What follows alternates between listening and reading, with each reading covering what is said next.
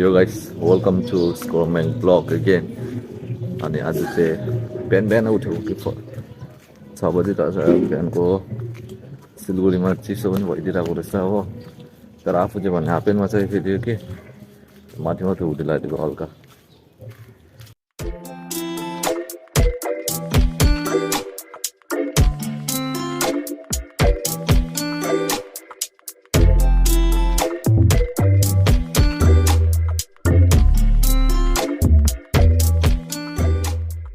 यो आज चाहिँ काम नभएर दुईजना चाहिँ हल्का वकमा निस्किदिएको होइन।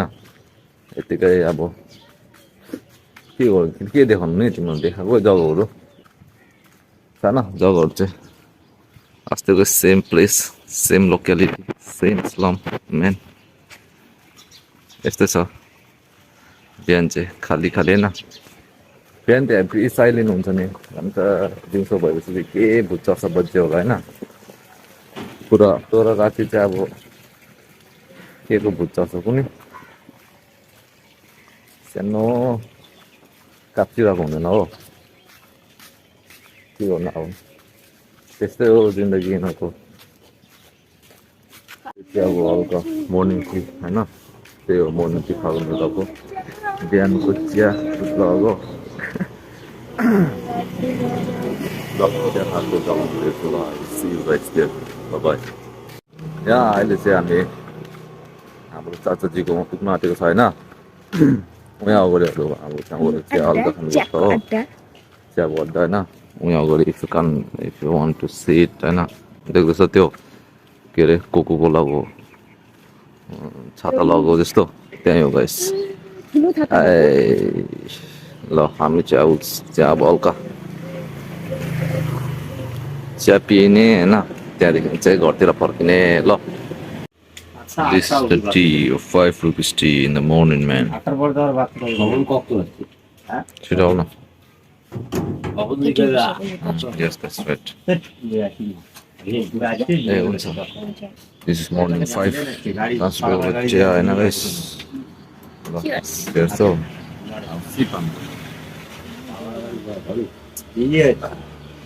Taste gadap so gadap. How is the taste? तो एकदम